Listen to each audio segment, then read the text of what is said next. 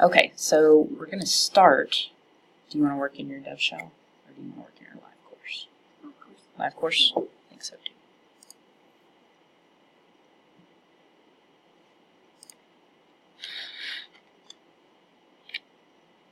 So I'm trying to think of the best place to put this, and you've already got to assign it. So for me, I'm going to create and hide a module really quickly so that your students don't see it and email you. So to add a module, we just click down there. And I always call mine getting started. That way my students know exactly what the purpose of it is. I usually also take mine, so you see how I grab those three little bars right there. I take it up and I put it as the first thing in the course. I'm going to hide it by choosing to put it in draft mode. When you get all your stuff populated, you just change that to published, so it's live. So let's say the first thing we want to do is create a Meet the Professor page. So we go to New, and then we choose Create a File.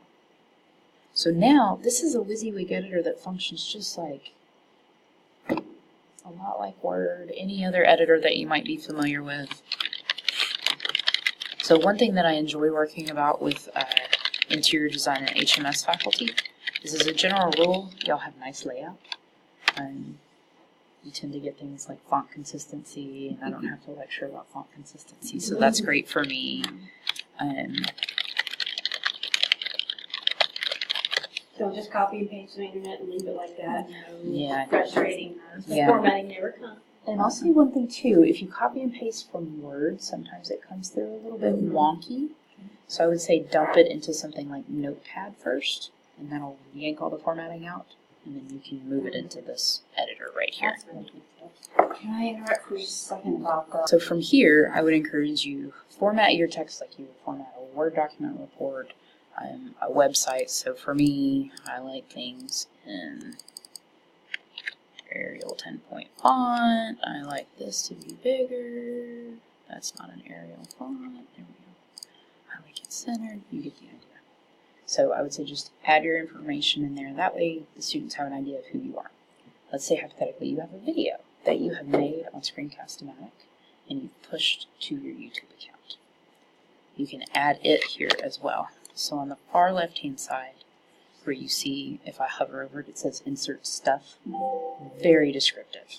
Insert Stuff. I like it. So we have multiple options from here.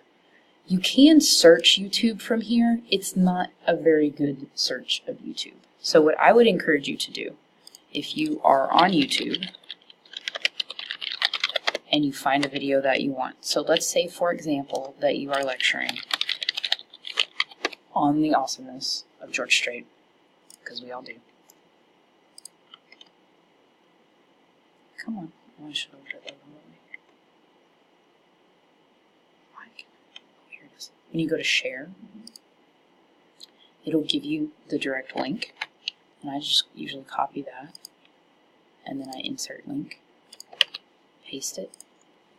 D2L is smart enough, it's going to go grab that video, it's going to scale it appropriately, and suddenly we have George Strait in our page. So that's really great, and that's what I would encourage you to do. Make your video on Screencast-O-Matic, push it to YouTube, and then grab that link off of YouTube. Well, do you have a Gmail account? I do, yeah. Okay, so I'm going to stop our... So now, when we push publish, and we go back to the module, which we do through our breadcrumbs, which is the easiest way to navigate through D2L. Now we've got your Meet the Professor page. So, does that sound good for adding a page? Mostly? Okay, alright.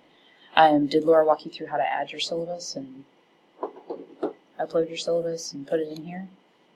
No. Okay, so let's walk through that, because that's something that you'll probably do a lot, is upload files like sample PDFs or sample Revit files, and you can load all of that into D2L for them. So to do that, let's say I want to put the file in the Getting Started module. I would go to New, and then I would choose Upload Files. And so we're going to tell it, look on my computer for this file. Even if you're pulling it like from your Dropbox that's attached to the cloud, it's still my computer.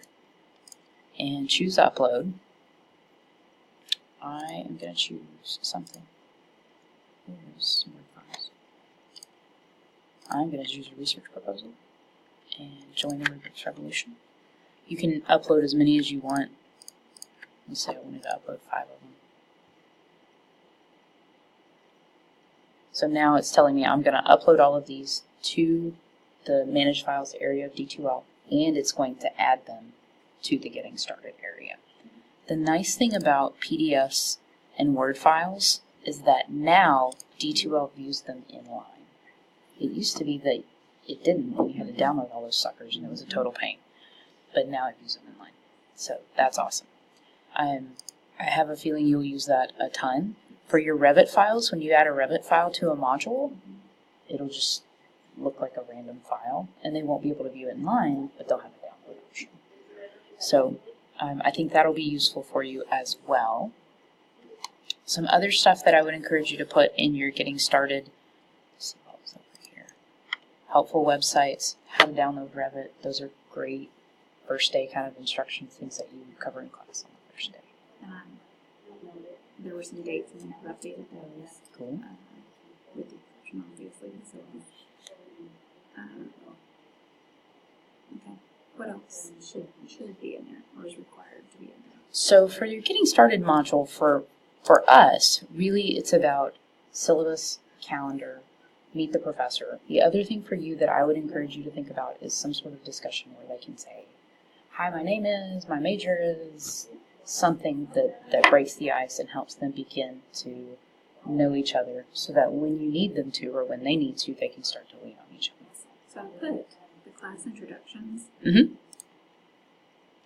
Awesome. What I really meant to do, but I did that the other night, about 30 p.m. or something. Anyway, I was tired and I didn't really know where I was putting it anyhow. But I want them to be able to see each other's reply. Mm-hmm. You want a discussion? Yes. Okay. So I love that you've already written the assignment instructions for this because that, to me, is by far the most time-consuming part. So you've already done the bulk of the work right here. So what I'm going to walk you through now is how to add this to the discussion board and then add it to your module so that it's just another thing that students see.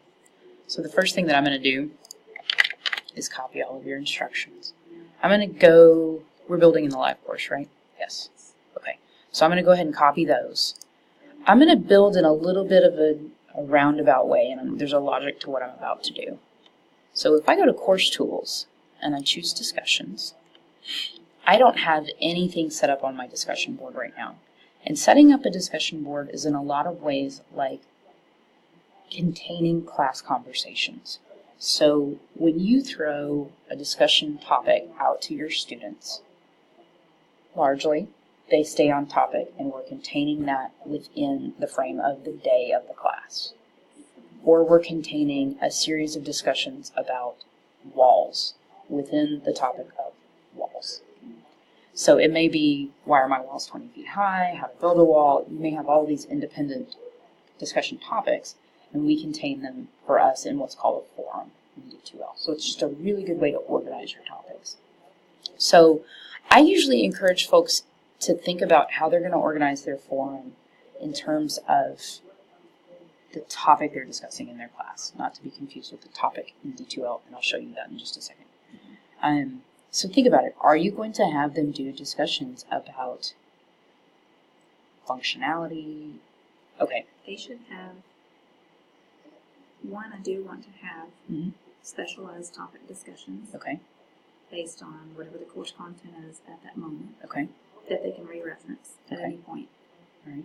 I already talked about that in the book. Okay. I also want the general board discussion forum.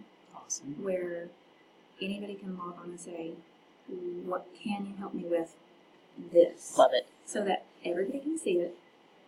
First person to answer gets bonus points. Okay. Awesome. So let me walk you through what it looks like in my course. And again, I use my course not as like, this is my course and it is perfect and awesome, but because I know I have permission to use it and show it to anybody. So for me, I have something very similar to what you talked about. So I have what I call the main forum. I have a questions topic. Got a question? Post it here from an instruction for an answer from the instructor or your classmates. They'll get in there and they'll pop off replies to each other, and I encourage it a lot. Good. Because that is how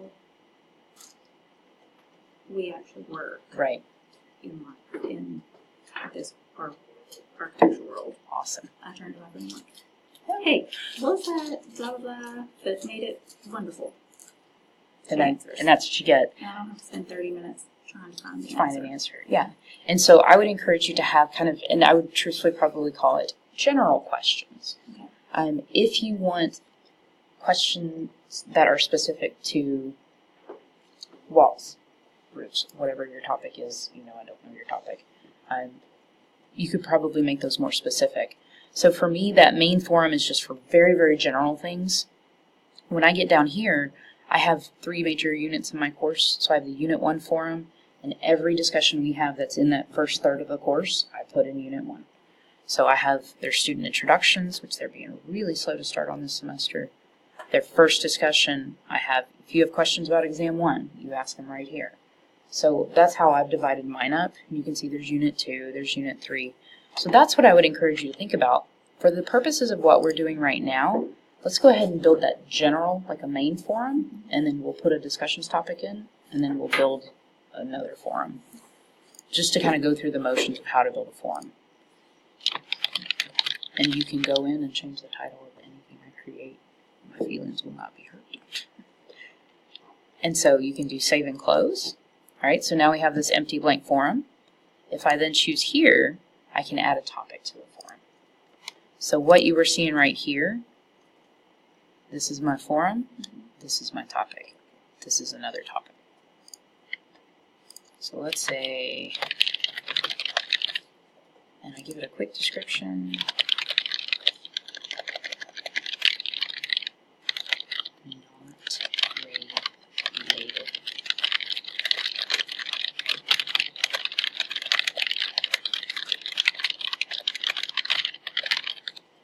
So that way, they have a space where they can ask. You could allow them to post anonymously. I give my students this option all the time. They never choose it, which just bumfuzzles me because they're always terrified of asking a dumb question. But you could turn that on. You could require that you have to approve posts if it was a controversial topic. I don't know what else controversy would be, but and you can also do this must start thread before they can read or reply to other threads. So if you're asking a question and you want to know genuinely what do you think before they get tainted by the ideas of everybody else, then I would say check that box. Did Laura walk through these settings with you today? Ish. We had a lot of settings. Okay, so it's all fuzzy right now and blending together. So the one thing that I'll say about these discussion settings is there's a difference between visibility and locking. So visibility is whether or not you want them to even see that this topic is going to be out there for them. Locking is if you want them to be able to revisit it, but you want no new posts to it. So for me, I open my discussions up for 1 week. You can't see them until the week starts. After the week's over, you can see them all you want. You just can't add to it. So that's the benefit of visibility versus locking. For a general topic, we're just going to leave it open. So I'm going to save and close. And so now I have this general topic in my main forum.